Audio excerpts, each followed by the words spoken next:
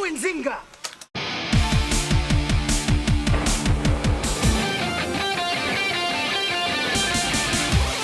Welcome back to another episode of It's Too Bad, the show where we watch the worst movies and try to find their silver linings. I am Jason. And I'm Ted, and today it's Valentine's Day in more ways than one. I think. I don't know when this is playing, but it's a little before Valentine's It's the month of love. Yeah. And today we will actually be talking about the movie Valentine's Day.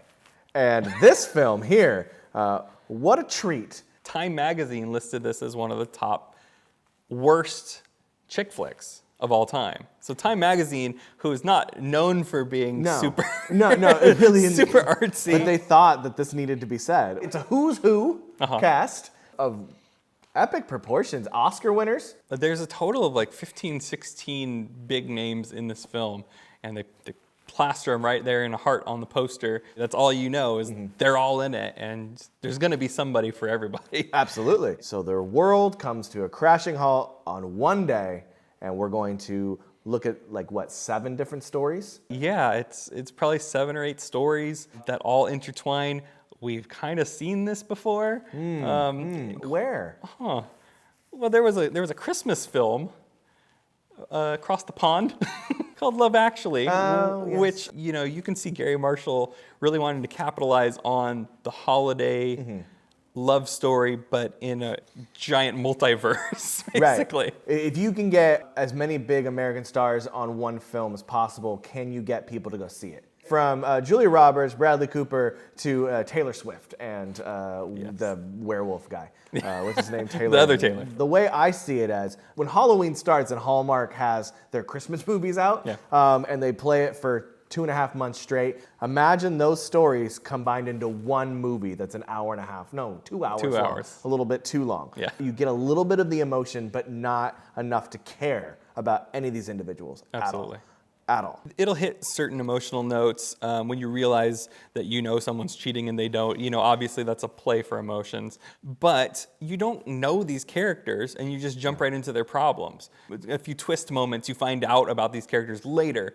But I needed that earlier on for a lot of these people. Of course. In a movie like this, you're not watching the characters as much as you're watching the actor. Right. So if you go see Julia Roberts and Bradley Cooper in it, you're going to see Bradley Cooper act. You don't care what his character is at all. You're just going to see Bradley Cooper. Right. Same thing with Taylor Swift or Ashton Kutcher or Jessica Alba or whatever the who's who of it is. You're going to see them, and that's all I saw. Yeah. There was really no character development. And to me, Ashton Kutcher isn't a great actor anyway, so whenever I watch him, I'm just watching Ashton Kutcher. This actually is probably the most likable I've ever found Ashton Kutcher, because he's not so out of control. He's kind of a little more melancholy once some things happen. And I liked that because I wasn't annoyed by him in every moment. If we're going to talk the center focal point of this movie, it's Ashton Kutcher. It is. And from that, we boil out, because Right. he's a florist, and he's obviously on Valentine's Day, we Everybody boil wants out for these flowers, and we see the ripple effect on all this stuff and all the different characters. And there's an optimism in this movie that is refreshing, that you can walk in this movie and not feel bad. Yeah. And you can come out of this movie and your life hasn't changed.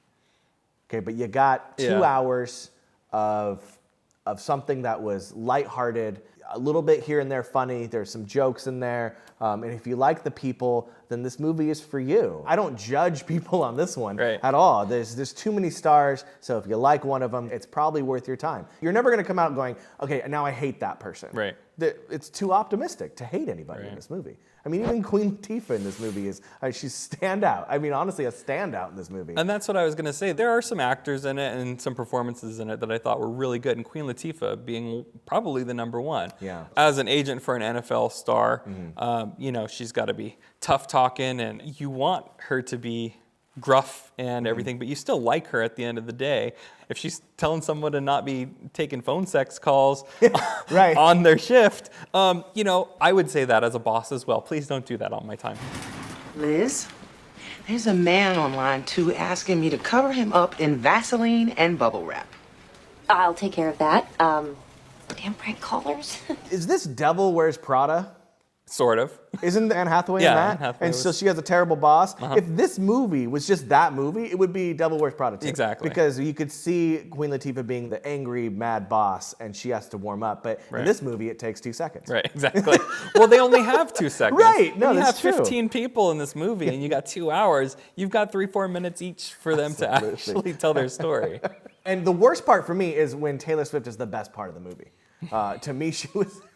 I know she's terrible, but I've seen those people Yeah. as a high school teacher. Those people exist, and it is great. The fact that she carries the big bear that she gets everywhere makes me happy, and I want to meet that person. Not the real Taylor Swift, because she seems awful, but Taylor Swift from this movie seems like a delightful child. I like kind of the way it runs through the day. You have the radio announcer that's kind of helping you through the day, as well as you see Jamie Foxx's character going out on the street and having to interview people throughout the day. So that story is going through, so you see that there's an end. Right.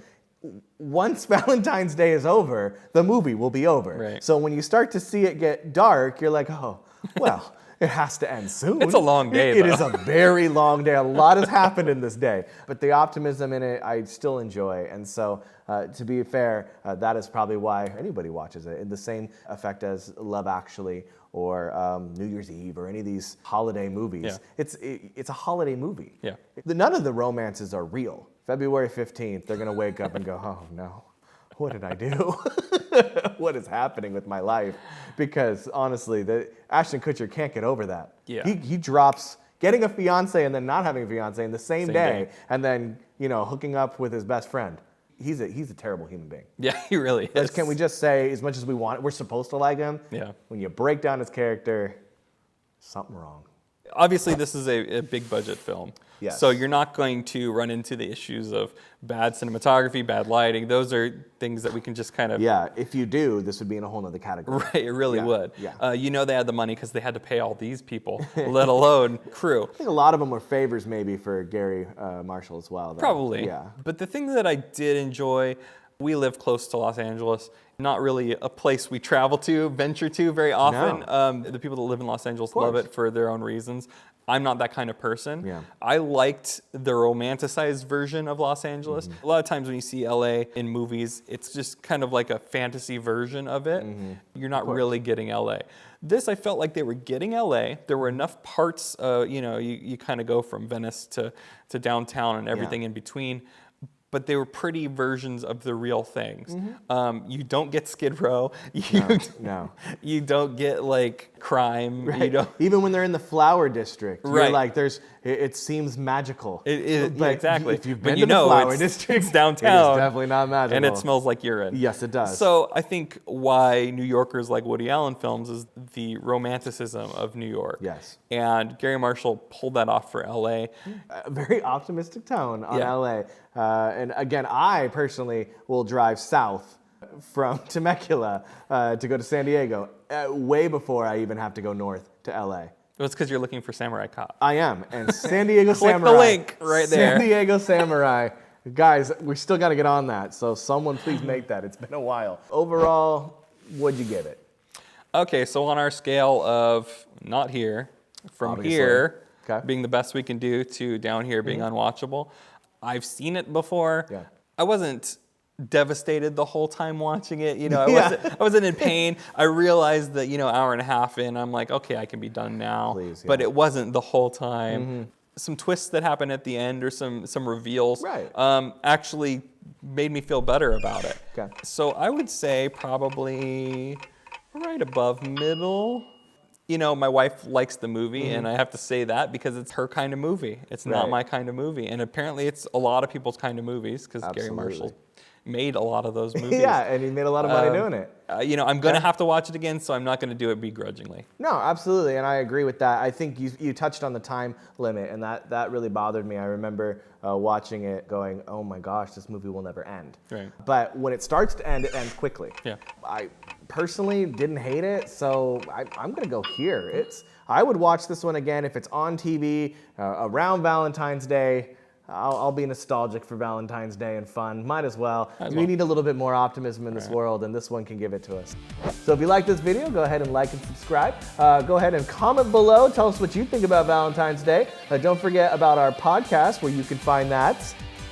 It's toobad.com. Go ahead and click the iTunes link and get subscribed, and you'll get one every time we do one, starting with next week for Valentine's Day. Ooh.